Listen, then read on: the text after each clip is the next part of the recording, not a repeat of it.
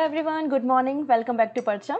I am पूजा और आप देख रहे हैं परचम क्लासेस और यहाँ पर हम डिस्कस कर रहे हैं 26 अप्रैल के करेंट अफेयर्स। तो आज का न्यूज़ बड़ा ही इंटरेस्टिंग लगेगा क्योंकि आज मैक्सिमम जो न्यूज़ है वो आपको इंटरनेशनल न्यूज़ देखने को मिलेगी। इंटरनेशनल न्यूज़ का मतलब कई सारे अलग कंट्रीज़ के नाम आएंगे, जैसे कि हम सूडान के ऊपर चर्चा करने वाले हैं, हम ईरान और अर्मेनिया के ऊपर चर्चा करेंगे, इसके अलावा हम मंगोलिया के ऊपर भी चर्चा करेंगे। तो इस तरीके से आपको यहाँ पे विदेशी न्यूज़, विदेशी खबर ज़्यादा मिलने वाली है। ठीक है, तो सारी न्यूज़ को एक एक करके देखेंगे, लेकिन शुरुआत हम करेंगे इंपॉर्टेंट पर्सन के साथ और इंपॉर्टेंट डे के साथ। आज का दिन बड़ा खास है।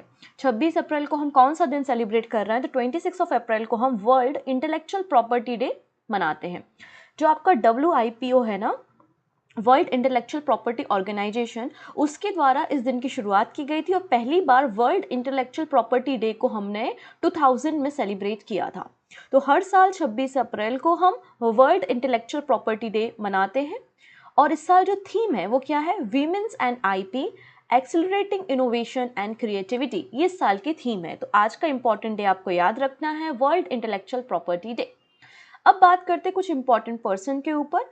अच्छा, एक छोटी सी जानकारी ये है कि देखिएगा, हमने आप लोगों के लिए हिस्ट्री की एक सीरीज स्टार्ट की है, ठीक है ना, जहाँ पर मैं आपको टू द पॉइंट डिस्कस कर रही हूँ और पिछले 5 सालों के पेपर को एनालिसिस करके वो सीरीज को बनाया और केवल टू द पॉइंट ही वहाँ पे बातें की गई हैं विद PYQs। तो अगर अभी तक आपने वो सीरीज नहीं देखी है तो प्लेलिस्ट बना दी गई है, आप जाके देख लीजिएगा। आई थिंक अभी 2 वीडियो अपलोड हुए हैं, एक पोर्चुगल्स पे हुआ है और एक डच पे हुआ है। बहुत जल्दी फ्रांसीसीज पे, ब्रिटिशर्स पे, एंग्लो मराठा वॉर पे, एंग्लो मसूर वॉर पे। तो ऐसे टू द पॉइंट यहाँ पे टॉपिक विद MCQ और आपके लिए प्रूफ के लिए वहाँ पे स्क्रीनशॉट्स भी लगाए गए हैं जो क्वेश्चंस एग्जाम में पूछे गए हैं। तो आप उस सीरीज को ज्वाइन कर सकते हैं। आपके सपोर्ट के लिए आप उसे शेयर भी कर सकते हैं जिससे उस सीरीज को हम कंटिन्यू कर सकें। अगर आज की क्लास का PDF आपको लेना है तो हमारे टेलीग्राम पे अवेलेबल होगा। टेलीग्राम से आप CA का PDF ले सकते हैं। ओके, वीडियो क्लास में क्वेश्चन ऑफ द डे होगा जिसका आंसर आप हमें कमेंट सेक्शन में देंगे। सो स्टार्ट करते सबसे पहले कुछ इंपॉर्टेंट पर्सन के साथ। ये है राजेश कुमार सिंह। इनका नाम क्या है? राजेश कुमार सिंह। और ये DPIIT के सेक्रेटरी बने हैं, सचिव बने हैं। अब ये DPIIT क्या होता है?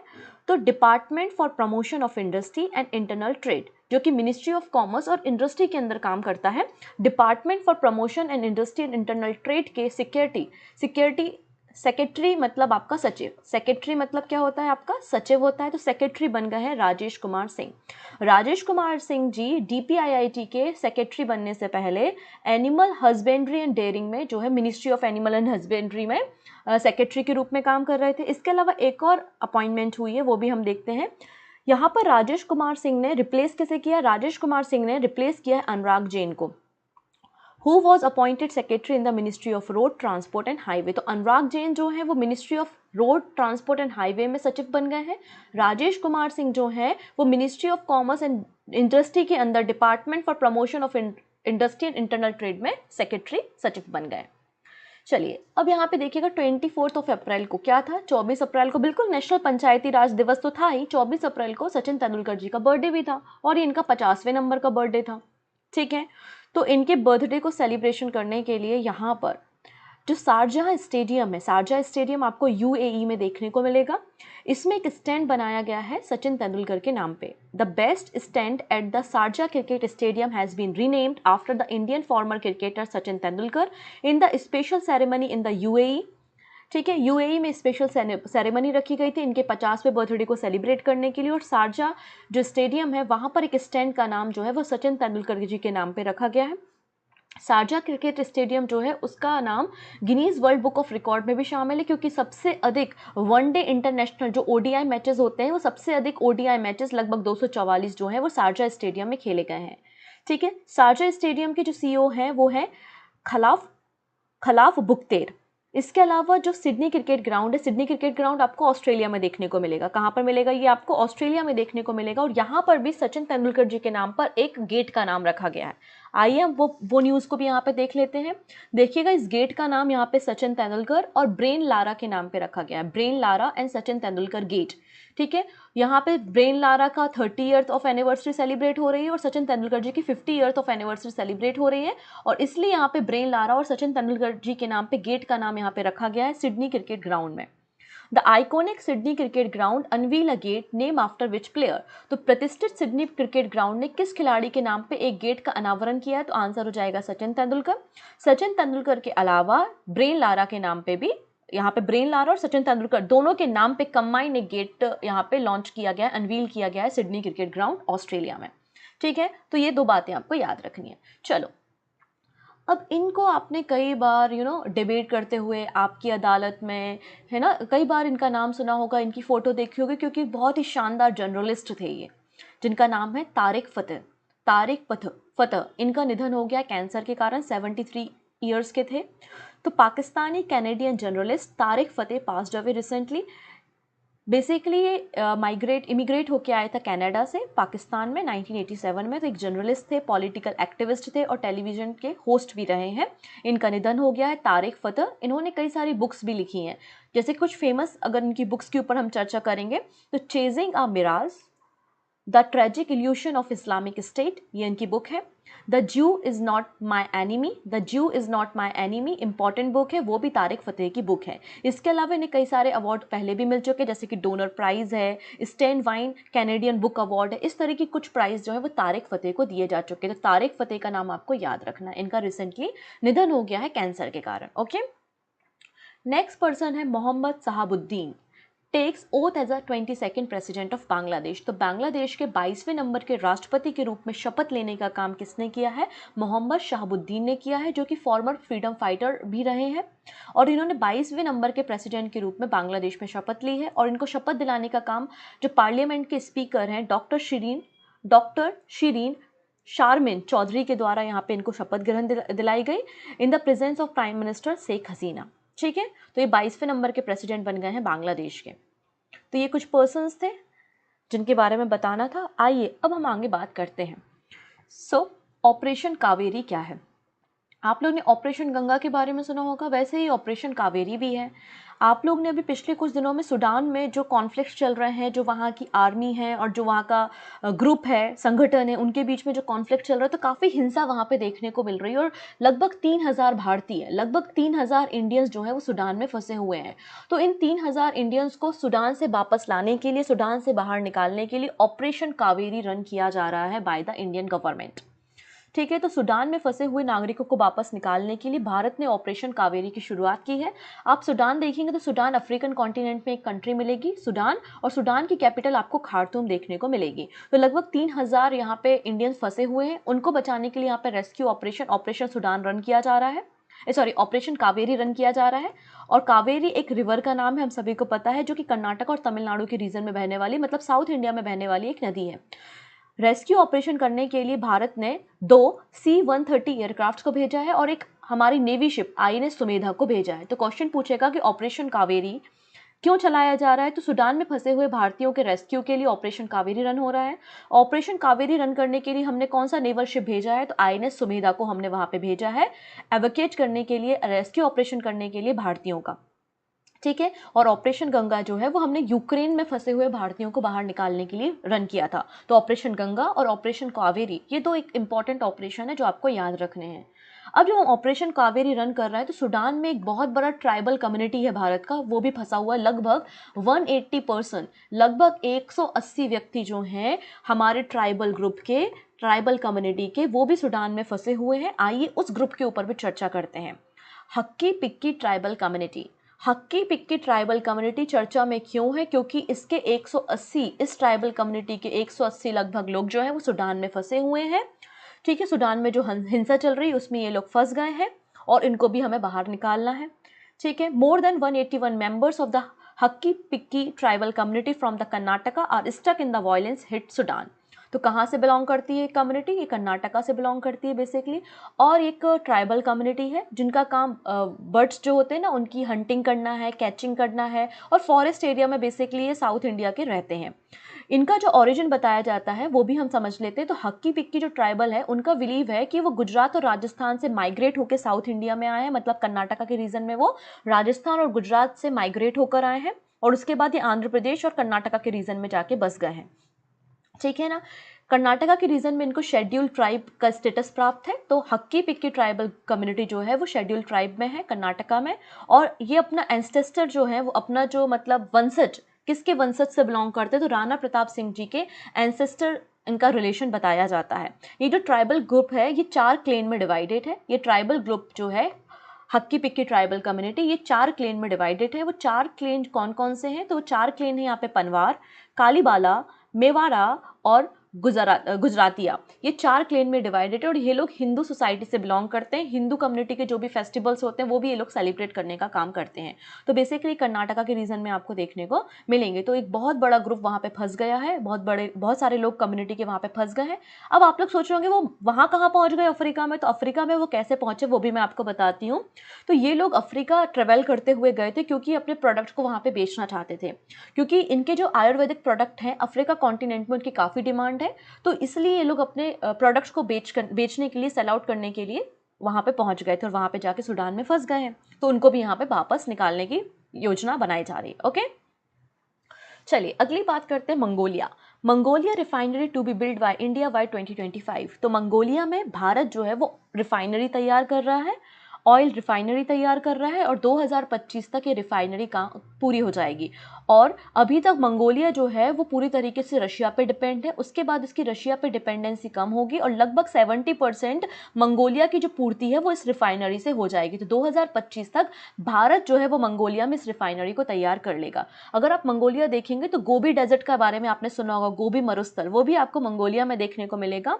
तो रशिया और चाइना के बीच में आपको मंगोलिया देखने को मिलेगा और मंगोलिया की जो कैपिटल है वो उलन बटार आपको देखने को मिलेगी। सो मंगोलिया के एम्बेसडर ने हमको इन्फॉर्मेशन दी है कि जो फर्स्ट ऑयल रिफाइनरी है मंगोलिया की उसको फंड कर रहा है भारत, और भारत के असिस्टेंस से ये जो मंगोलिया में रिफाइनरी तैयार हो रही है 2025 तक तैयार हो जाएगी। इसके लिए गवर्नमेंट ऑफ इंडिया ने अभी रिसेंटली $1.2 बिलियन का लोन यहाँ पर दिया है। ठीक है, क्योंकि अभी तक मंगोलिया जो है वो पूरी तरीके से डिपेंड करता है रशिया में, और जब रिफाइनरी तैयार हो जाएगी तो डोमेस्टिक जो डिमांड है, जो घरेलू आपकी पूर्ति यहाँ पे 70% इस रिफाइनरी से हो जाएगी मंगोलिया में। ओके है, चलो नेक्स्ट बात करते हैं यहाँ पे जिम्बाब्वे। अच्छा, जिम्बाब्वे में आप लोगों ने एक प्रॉब्लम सुनी होगी, वहाँ पे जो करेंसी है वहाँ पे इन्फ्लेशन रेट बहुत ज़्यादा है। वहाँ पर जो इन्फ्लेशन रेट है मतलब महंगाई दर बहुत ज़्यादा है, आपकी महंगाई दर वहाँ पे बहुत ज़्यादा है। बीच में तो न्यूज़ आई थी कि लगभग 700 से लेकर 800% तक इन्फ्लेशन वहाँ पे पहुँच चुका है। मतलब 1 रुपये की वस्तु आपको 700 रुपये में मिल रही है। लोग ऐसे बोरों में भर के पैसा लेकर आते हैं और छोटी छोटी वस्तुओं को खरीदते हैं। मतलब इन्फ्लेशन रेट, महंगाई दर इतनी ज़्यादा हो चुकी है। और जिम्बाब्वे की जो करेंसी है ना, जिम्बाब्वे की जो करेंसी है उसकी वैल्यू डॉलर के कंपैरिजन में बहुत ज़्यादा डिवोल्यूशन हो चुका है, उसका डिवॉल्व हो चुकी है। मतलब उसकी वैल्यू बहुत ज़्यादा कम हो चुकी है यूएसए डॉलर के कंपैरिजन में। तो इस प्रॉब्लम को, इस इन्फ्लेशन की प्रॉब्लम को टैकल करने के लिए जो रिजर्व बैंक ऑफ जिम्बाब्वे है उसने एक नई स्कीम शुरू की है, मतलब शुरू करने वाला है। और रिजर्व बैंक ऑफ जिम्बाब्वे जो है वो बहुत जल्दी लॉन्च कर रहा है gold packed digital currency, gold packed digital currency. और इसे कंट्री में लीगलाइज करने का काम भी किया जाएगा। इसमें क्या होगा, तो यहाँ पे जिम्बाब्वे की जो करेंसी है उसको लेकर जब लोग वहाँ पे पहुँचेंगे, आरबीआई के पास, बैंकों के पास पहुँचेंगे, तो बदले में क्या लेंगे, डिजिटल गोल्ड यहाँ पर वो खरीद सकते हैं। It is believed that government took this step for stabilizing the local currency after its continuously devaluation in the comparison to the USA dollar। इसलिए इस परियोजना को शुरू करने की जिम्मेदारी आरबीआई, मतलब जो आपका reserve bank of Zimbabwe, sorry RBZ बोलेंगे, उसके पास यहाँ पर आई है। ठीक है, इन्फ्लेशन को हैंडल करने के लिए जिम्बाब्वे की कैपिटल जो है वो हरारे है। नेक्स्ट बात करते हैं, यहाँ पर एक छोटा सा मैप दिख रहा होगा आप लोगों को, और यहाँ पर आपको हमारा जो मिडिल ईस्ट है वहाँ की कुछ कंट्रीज़ भी दिखाई दे रही होंगी। अर्मेनिया, अजरबैजान, ईरान है ना, ये सब कंट्री आपको दिखाई देने को मिल रही होगी। तो ये अजरबैजान है, ये अर्मेनिया है। और अर्मेनिया और अजरबैजान जो है वो एक बहुत लंबी बाउंड्री को शेयर करते हैं और उनके बीच में कई सारे बाउंड्री डिस्प्यूट भी चलते रहते हैं। और अजरबैजान का दोस्त कौन है, पाकिस्तान है। अजरबैजान का जो दोस्त है वो पाकिस्तान है। यहाँ पर आपको एक और कंट्री दिखाई दे रही होगी, ईरान, और ईरान की भी कुछ बाउंड्री जो है वो अर्मेनिया के साथ शेयर होती है। ठीक है, अजरबैजान की जो कैपिटल है वो बाकू है, वहीं अर्मेनिया की जो कैपिटल है वो क्या है, एरेवन, अर्मेनिया की कैपिटल। डायरेक्टली आपको स्टैटिक से अगर क्वेश्चन उठाना होगा तो वो डायरेक्टली पूछेगा कि अजरबैजान की कैपिटल क्या है, तो बाकू है। अर्मेनिया की कैपिटल क्या है, तो एरेवन है। ठीक है, तो आप लोग यहाँ पे देख सकते हैं कि अर्मेनिया, अजरबैजान और ईरान आपस में बाउंड्री शेयर करते हैं। और अजरबैजान जो है वो किसका दोस्त है, पाकिस्तान का दोस्त है। इसलिए यहाँ पे इंडिया, यहाँ पर आ जाएगा हमारा प्यारा भारत। तो इंडिया, ईरान और अर्मेनिया, इन लोगों ने एक ट्राइलिटरल ग्रुप बना लिया है। इंडिया, ईरान और अर्मेनिया ने कई सारे कई सारे फैक्टर्स, कई सारे सेक्टर्स में पॉलिसी बनाने के लिए यहाँ पर एक ट्राइलेटरल ग्रुप बनाया है इंडिया, ईरान और अर्मेनिया ने। इसी ट्राइलेटरल ग्रुप के ऊपर आज हम डिस्कस करने वाले हैं। तो India, Iran and Armenia form new trilateral to deepen regional relation. Bharat, Iran और अर्मेनिया ने अपने क्षेत्रीय संबंधों को और भी गहरा करने के लिए एक त्रिपक्षीय ग्रुप तैयार कर लिया है। ये लोग एनर्जी, ट्रांसपोर्टेशन, ट्रेड, इन्वेस्टमेंट, इन सारे मुद्दों पे डिस्कशन करेंगे और अपने बीच के जो भी रिलेशंस हैं, जो भी ट्रेडिंग रिलेशंस हैं या फिर आपके जो भी इन्वेस्टमेंट रिलेशन है, ट्रांसपोर्टेशन रिलेशन है, उनको और भी ज़्यादा इम्प्रूव करने का काम करेंगे। ये भारत का कोई पहला इनिशिएटिव नहीं है। भारत इसके पहले भी आपका जो इस पूरे मिडिल ईस्ट का ये जो पूरा रीजन है वहाँ पे ऑलरेडी पहले भी वो फोकस कर चुका है। The first ever meeting focus on connectivity, specially the international north south transport corridor. इसकी शुरुआत भारत ने 2002 में की थी और ये जो आपका international north south transport corridor है ये इंडिया, ईरान और रशिया के बीच में है। ये रशिया के बीच में और 2002 में इसकी शुरुआत की गई थी, जिससे तीनों देशों के बीच में हम ट्रांसपोर्टेशन को, जो हमारे मालवाहक गाड़ियां होती हैं उनको आसानी से पहुंचाया जा सके। इसलिए यहाँ पे ट्रांसपोर्टेशन के लिए, गुड्स की सर्विसेज के लिए हमने इस कॉरिडोर की शुरुआत की थी और यहाँ पे हमारा उद्देश्य था कि कॉस्ट भी बचे, हमारी टाइम भी हमारा रिड्यूस हो सके। तो यहाँ पे गुड्स के लिए यहाँ पे मुंबई और मॉस्को के बीच में इस कॉरिडोर को सेटअप करने की शुरुआत हुई थी।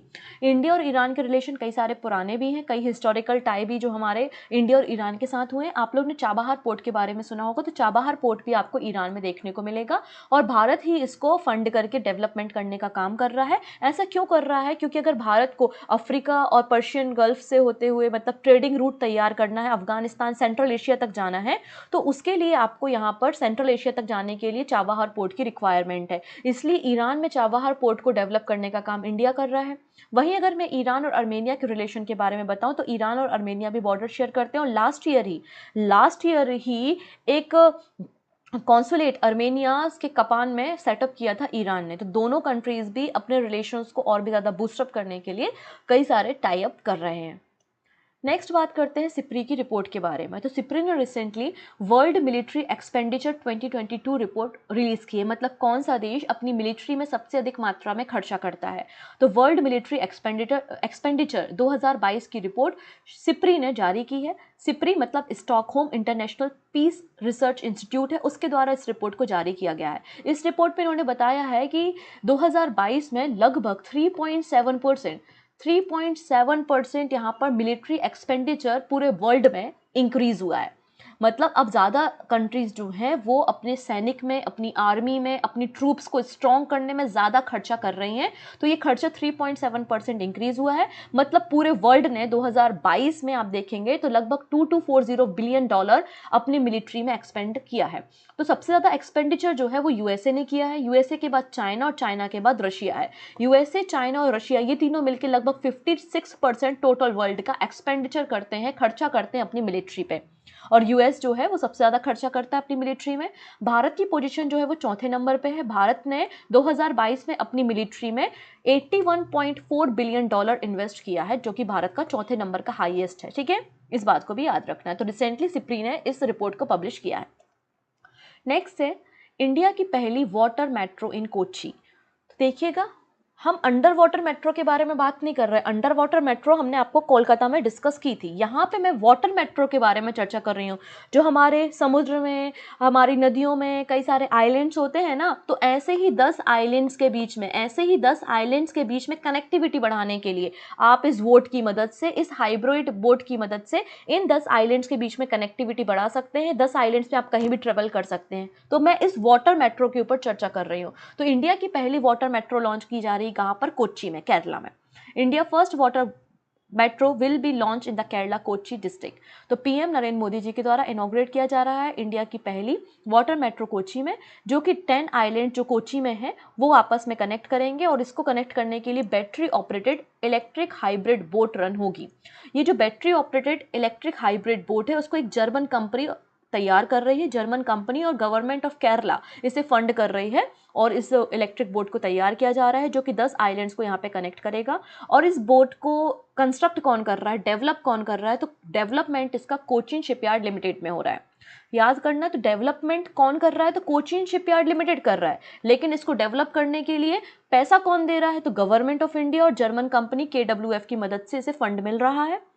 और 8 इलेक्ट्रिक हाइब्रिड बोट यहाँ पे तैयार हो रही हैं जो कि 10 आइलैंड को कोची में कनेक्ट करेंगी। इस तरीके से ये हमारे भारत की पहली वाटर मेट्रो बन जाएगी। ठीक है, इसके अलावा प्राइम मिनिस्टर मोदी जी के द्वारा 25 अप्रैल को यहाँ पर केरला की पहली वंदे भारत एक्सप्रेस को भी फ्लैग ऑफ किया गया, हरी झंडी दिखाई गई। केरला की जो पहली वंदे भारत एक्सप्रेस है वो Thiruvananthapuram and Kasaragod Thiruvananthapuram central station के बीच में ये रन होगी। इसके अलावा डिजिटल साइंस पार्क तिरुवनंतपुरम में इसका भी foundation stone prime minister Modi के द्वारा रखा गया है। ठीक है, तो ये कुछ बातें हैं जो केरला से रिलेटेड हैं। नेक्स्ट बात करते हैं, ये कौन है, भूपेंद्र यादव जी हैं जो कि ministry of labour and employment को संभालते हैं। ये हमारे यूनियन मिनिस्टर हैं भूपेंद्र यादव। इन्होंने रिसेंटली कुछ नए फीचर्स लॉन्च किए हैं ई श्रम पोर्टल में, क्योंकि जो आपका ई श्रम पोर्टल है वो आज लॉन्च नहीं हुआ। ई श्रम पोर्टल को 2021 में लॉन्च किया गया था, लेकिन इसमें कुछ नए फीचर्स जरूर यहाँ पर इंक्लूड किए गए हैं भूपेंद्र यादव जी के द्वारा। तो हम पुराने फीचर्स भी देख लेते हैं और नए फीचर्स क्या ऐड ऑन किए हैं वो भी हम जरा समझ लेते हैं यहाँ पे। ठीक है, so union minister Bhupender Yadav launch new feature in the e Shram portal. E Shram portal में नए जो फीचर्स को लॉन्च किया गया है हमारे जो मिनिस्टर है labour and employment environment forest and climate change minister Bhupender Yadav ji के द्वारा।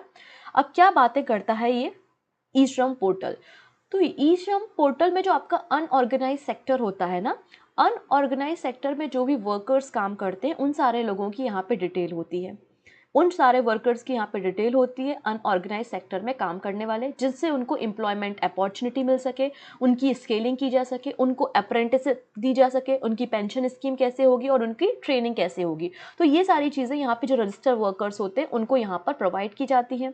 साथ ही साथ हमारा जो मिनिस्ट्री है इस पोर्टल में, ई श्रम पोर्टल में जितने भी वर्कर्स का डेटा है, रजिस्टर है, उस डेटा को डेटा शेयरिंग पोर्टल के साथ लिंक करता है और ये शेयर किया जाता है स्टेट और सेंट्रल गवर्नमेंट के साथ। तो स्टेट गवर्नमेंट की, सेंट्रल गवर्नमेंट की और यूटी गवर्नमेंट की कोई स्कीम चल रही है और वहाँ पे उनको वर्कर्स की ज़रूरत है, तो वो यहाँ पे जो वर्कर्स का इनरोलमेंट हुआ है, रजिस्ट्रेशन हुआ है, तो उनके साथ कॉन्टैक्ट करके उनको एम्प्लॉयमेंट यहाँ पे प्रोवाइड किया जाता है। बेसिकली इस तरीके से ई श्रम पोर्टल काम करता है।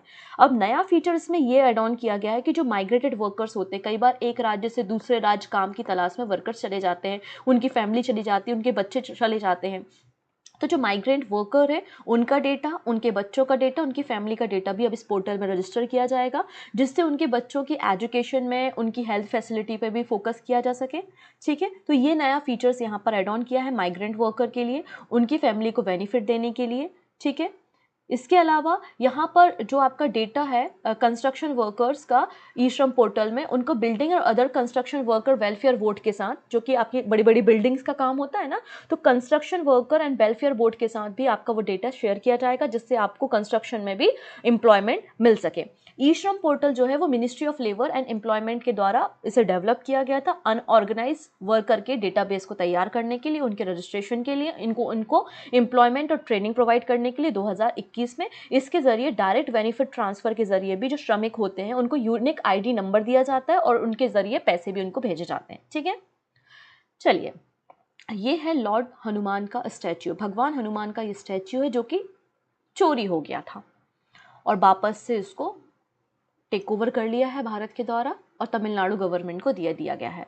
So stolen Chola period idol of lord Hanuman recovered, handed over to the idol wing Tamil Nadu. भगवान हनुमान की चुराई गई चोल काल की मूर्ति बरामद कर ली गई है और उसको मूर्ति विंग तमिलनाडु को सौंप दी गई है। तो ये जो स्टैच्यू है ये भगवान विष्णु के टेम्पल से चोरी हुई थी और भगवान विष्णु का जो टेम्पल था वो अरियलूर डिस्ट्रिक्ट में था। और ये जो स्टैच्यू बताई जाती है चोला पीरियड से बताई जाती है, 14वीं और 15वीं सेंचुरी के आसपास। तो ये जो चोरी हुई की गई आपकी मूर्ति थी भगवान हनुमान की, ये वापस से हमारी भारत के गवर्नमेंट को मिल गए और उसके बाद इन्होंने इसे तमिलनाडु गवर्नमेंट को हैंड ओवर कर दिया, जिससे वापस से इस मूर्ति को भगवान विष्णु के टेम्पल में स्थापित किया जा सके। ये high commissioner of the Canberra of India in Canberra, जो हाई कमिश्नर है इंडिया के कैनबरा में, उनको ये मूर्ति हैंड ओवर की गई थी और उन्होंने ये मूर्ति भारत को पहुंचाई। भारत ने इसे तमिलनाडु गवर्नमेंट को दे दी है। इस मूर्ति के बारे में जो आपका डॉक्यूमेंटेशन था वो फ्रेंच इंस्टीट्यूट ऑफ पौंडीचेरी में 1961 में इसे डॉक्यूमेंट किया गया था। इसके अलावा 251 एंटिक्स जो हैं अलग अलग कंट्रीज से वो भारत में लाए गए हैं सिंस 2014। लास्ट न्यूज़ है, दिस इज इंपॉर्टेंट न्यूज़, ये हमारी बायो या फिर आप साइंस से रिलेटेड न्यूज़ है और इस तरीके के क्वेश्चन हमारे एग्जाम में अक्सर देखने को मिल जाते हैं। हाल ही में समाचारों में देखा गया मैग्ना पोर्थे ओरिजा क्या है? What is the magnaporthe oryzae which was seen in the news recently? तो ये क्या है? बेसिकली एक फंगस है। ये क्या है? ये फंगस है। क्या है? ये फंगस है जो कि एनिमल्स को भी इन्फेक्ट करती है और हमारी जो ग्रास होती हैं, हमारी जो घास होती है, जो फसलें होती हैं, उसको इफेक्ट करती है। स्पेशली ये जो फंगस है ये राइस और वीट, जो गेहूं और चावल होता है ना, उसको इफेक्ट करने का काम करती है। इसे हम वीट ब्लास्ट के नाम से भी जानते हैं। इसे हम वीट ब्लास्ट के नाम से भी जानते हैं। वीट ब्लास्ट के नाम से भी इसे जानते हैं। तो ये एक फंगस है। रिसेंटली साउथ अमेरिका में इसे डिटेक्ट किया गया और उसने कई सारी जो वीट क्रॉप्स थी उसको डिस्ट्रॉय करने का काम कर दिया है, जिससे एक फूड सिक्योरिटी का मेजर कंसर्न यहाँ पर रेज हो गया है। और साइंटिस्ट लोगों ने वार्न किया है कि जो ये फंगस है ये पूरे वर्ल्ड में भी स्प्रेड हो सकती है, जिससे हमारी फसलों को काफ़ी नुकसान हो सकता है। ठीक है, इसे वीट ब्लास्ट के नाम से भी जानते हैं और राइस और वीट में ये बेसिकली इफेक्ट करती है। तो अगर पूछा जाए कि मैग्ना पोर्थे ओरिजे क्या है, तो आप बोलेंगे एक फंगस है। इसको वीट ब्लास्ट के नाम से भी जाना जाता है। क्लियर है? चलिए अंत में बात करते हैं कुछ शॉर्ट न्यूज़ के बारे में। सबसे पहले न्यूज़ है यहाँ पे, जो रिसर्चर्स हैं IITM मतलब Indian institute of technology Madras के, IITM Indian institute of technology Madras के रिसर्चर्स के द्वारा एक डिवाइस डेवलप किया है। ये डिवाइस आपको दिखाई दे रहा है ना, यही डिवाइस इन्होंने डेवलप किया और इस डिवाइस का नाम है आर्ट सेंस इस डिवाइस का नाम है। ये बेसिकली जो भी आपकी कार्डियोवैस्कुलर डिसीज़ होती है उसको स्क्रीनिंग करने में मदद करता है।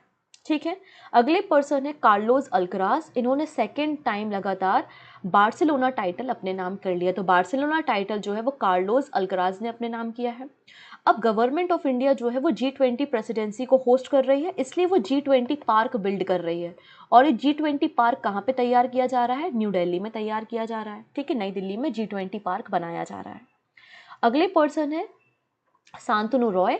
शांतनु रॉय को chairman and managing director BEML मतलब भारत अर्थ मूवर लिमिटेड का बनाया गया है। और भारत अर्थ मूवर लिमिटेड एक मिनी रत्न PSU है जो कि मिनिस्ट्री ऑफ डिफेंस के अंदर काम करती है। तो आपका जो भारत अर्थ मूवर लिमिटेड है इसके CMD किसे बनाया गया है? शांतनु रॉय को अपॉइंट किया गया है। अगले पर्सन है जो कि एक लीजेंडरी रेसलर और एक कोच भी है, महावीर सिंह फोगाट। रेसलर और कोच महावीर सिंह फोगाट को चेयरमैन बनाया गया है MMA1 का। MMA1 फेडरेशन का चेयरमैन किसे बनाया गया है? महावीर सिंह फोगाट को बनाया गया है। अब ये MMA क्या होता है? तो ये होता है mixed martial art in India. ठीक है, तो महावीर सिंह फोगाट एक रेसलर है, इनका नाम आपको याद रखना है। तो ये हमारी कुछ न्यूज़ थी। अंत में बात करते हैं हेडलाइंस के बारे में। जैसा कि मैंने बताया, राजेश कुमार सिंह को सचिव बनाया है, सेक्रेटरी बनाया है DPIIT का। फिर सचिन तेंदुलकर के नाम पे शारजाह स्टेडियम में एक स्टैंड खोला गया है, ओपन किया गया है। 50वां जो आपका बर्थडे है सचिन तेंदुलकर का, इसलिए जो एक गेट का नाम उनके नाम पे रखा है सिडनी क्रिकेट ग्राउंड में ऑस्ट्रेलिया में। Pakistani and Canadian journalist Tariq फ़तेह जी का निधन हो गया है कैंसर के कारण। फिर मोहम्मद शहाबुद्दीन, इन्होंने 22वें नंबर के राष्ट्रपति के रूप में बांग्लादेश में शपथ ग्रहण किया है। ऑपरेशन कावेरी इंडियन गवर्नमेंट ने लॉन्च किया है सूडान में फंसे हुए भारतीयों के रेस्क्यू करने के लिए। मंगोलिया में भारत रिफाइनरी तैयार कर रहा है, 2025 तक ये रिफाइनरी तैयार हो जाएगी। जिम्बाब्वे ने इंट्रोड्यूस किया है गोल्ड बैक डिजिटल करेंसी, जिससे जिम्बाब्वे में जो महंगाई दर है, इन्फ्लेशन रेट है, उसको रेगुलेट किया जा सके। इंडिया, ईरान और अर्मेनिया ने एक ट्राइलेटरल ग्रुप बना लिया है अपने रीजनल रिलेशंस को और भी ज़्यादा मजबूत करने के लिए। सिप्री ने recently world military expenditure report publish की, जिसमें भारत की रैंकिंग 4थे नंबर पे और फर्स्ट नंबर पे कौन है? USA सबसे ज़्यादा अपनी मिलिट्री में एक्सपेंड कर रहा है। इंडिया की पहली वाटर मेट्रो जो है वो लॉन्च की जा रही है केरला कोच्चि डिस्ट्रिक्ट में, ठीक है, इसके ऊपर हमने चर्चा की। और केरला की पहली वंदे भारत एक्सप्रेस को भी फ्लैग ऑफ किया गया है प्राइम मिनिस्टर मोदी के द्वारा। इसके अलावा यूनियन जो मिनिस्टर है भूपेंद्र यादव, उन्होंने ई श्रम पोर्टल में कुछ नए फीचर्स माइग्रेंट वर्कर्स के लिए ऐड किए हैं। तो ये आज की हमारी इंपॉर्टेंट न्यूज़ थी। अंत में कुछ 2-3 क्वेश्चन है वो हम देख लेते हैं। पहला है, एयर सर्विस एग्रीमेंट हमने रिसेंटली किस कंट्री के साथ लॉन्च किया है जिससे दोनों कंट्रीज़ के बीच में, दोनों नेशंस के बीच में हम ट्रेवल को ईजी बना सकें। सो आंसर हो जाएगा Guyana. Option B is the right answer. Next है, what is the rank of India in the World Bank's logistic performance index. Logistic performance index में भारत की रैंकिंग क्या है? वर्ल्ड बैंक के द्वारा इस रिपोर्ट को पब्लिश किया जाता है। 38 है, सिंगापुर फर्स्ट है, फिनलैंड सेकेंड है। नेक्स्ट है, the national green tribunal NGT के द्वारा एक कमेटी बनाई गई है, क्योंकि मैंने आपको रिसेंटली फर्स्ट वाटर सेंसस के बारे में, वाटर बॉडी सेंसस के बारे में आपको रिसेंटली बताया था। और मैंने कहा था कि बहुत सारी वाटर बॉडीज जो है वो इंक्रोचमेंट के कारण गायब हो गई हैं, जिसमें उत्तर प्रदेश बहुत टॉप पर चल रहा था। तो यहाँ पे जो 1095 पॉन्ड्स गायब हुए हैं उत्तर प्रदेश में, डिसअपीयरेंस हुआ है उनका, तो इसलिए एनजीटी के द्वारा एक कमेटी बनाई गई है इन्वेस्टिगेशन करने के लिए। उस कमेटी के हेड कौन है? तो उस कमेटी के हेड हैं आदर्श कुमार गोयल। आदर्श कुमार गोयल उस कमेटी को हेड कर रहे हैं। ऑप्शन डी बिल्कुल करेक्ट हो जाएगा। This is the question of the day. यहाँ पे टर्की में जो आर्चरी वर्ल्ड कप 2023 का पहला स्टेज हुआ है, जिसमें भारत को 4 मेडल मिले हैं, 2 गोल्ड मेडल है, 1 सिल्वर मेडल है और 1 ब्रोंज मेडल है। ये बात हमने डिस्कस की है। तो यहाँ पर ये 2 गोल्ड मेडल जो हैं वो किसे मिले हैं? अंकिता भगत को है, तरुणदीप राय है, ज्योति सुरेखा है या फिर ढोला बनर्जी हैं। तो जो भी सही आंसर होगा वो आप हमें कमेंट में बताएंगे, साथ ही साथ बताएंगे कैसा लगा आज का आपको सेशन। ठीक है, आई थिंक आपने इन्जॉय किया होगा, क्योंकि जब भी इंटरनेशनल न्यूज़ होते तो मैं तो बहुत इन्जॉय करती हूँ। आई होप आप लोगों ने भी इन्जॉय किया होगा। बाकी सारी न्यूज़ को हम कल देखते हैं, और भी बहुत कुछ डिस्कशन करने के लिए वो सब हम कल देख लेते हैं। PDF आपको टेलीग्राम से मिल जाएगी। सो मिलते हैं नेक्स्ट सेशन में। Take care and bye bye.